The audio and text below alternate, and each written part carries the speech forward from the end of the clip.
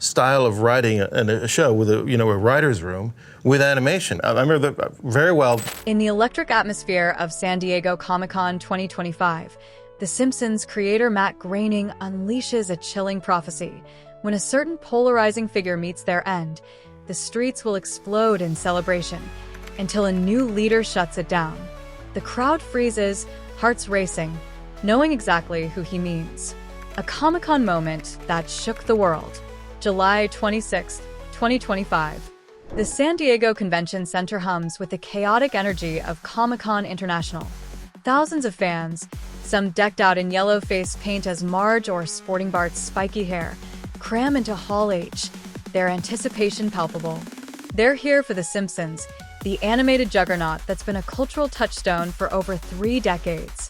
The panel, featuring creator Matt Groening alongside heavyweights like Matt Selman, David Silverman, and Mike Price, promises updates on the show's 36th season and maybe a few cheeky spoilers.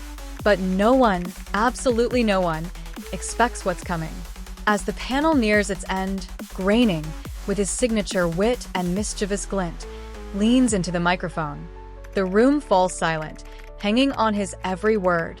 I honestly thought season 36 would be where we'd wrap it up, but no, there's no end in sight for The Simpsons, he says, his voice steady, but laced with a knowing edge.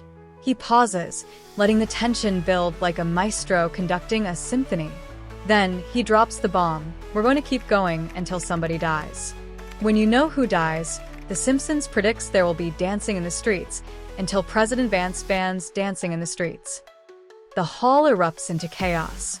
Gasps ripple through the crowd, followed by nervous laughter, scattered applause, and a low murmur of disbelief. Was that a joke? A prophecy? A direct shot at President Donald Trump? The implication is crystal clear, and the weight of Groening's words hangs heavy. The Simpsons, famous for predicting Trump's presidency in 2000 and his 2024 return, has just thrown down a gauntlet, a vision of a nation celebrating the fall of a titan, only to face a new authoritarian crackdown. The internet, the media, and the world are about to lose their minds. The moment, the media storm, and the social media tsunami.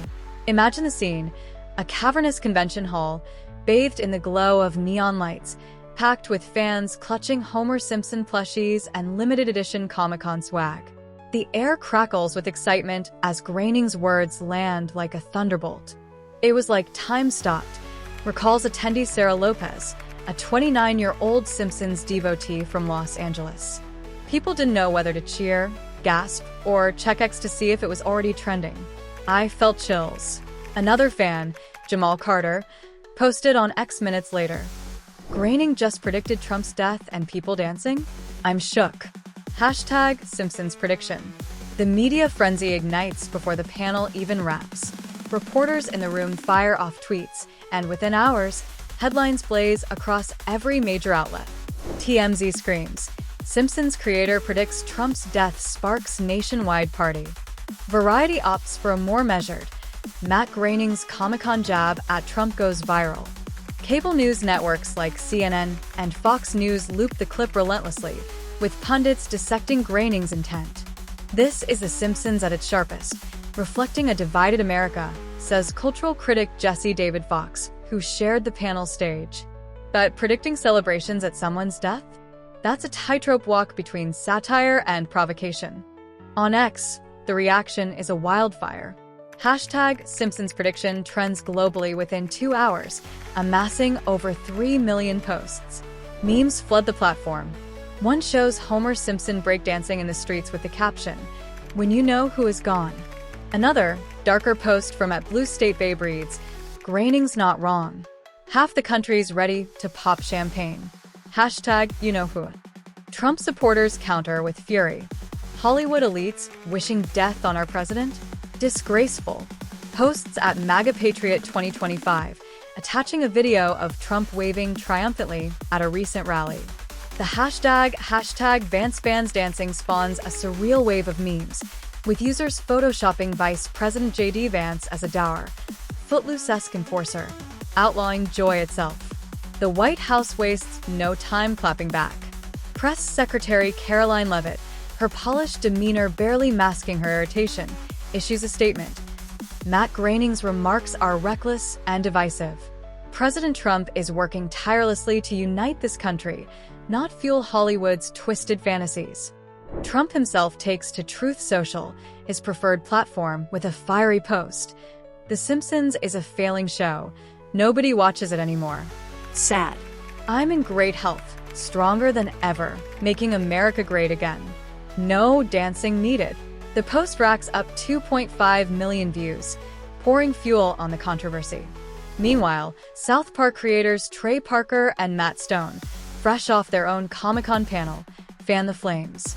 Their season 27 premiere depicted Trump as a confused, unclothed wanderer lost in the wilderness with Satan, mocking everything from his $16 million CBS settlement to his defunding of NPR.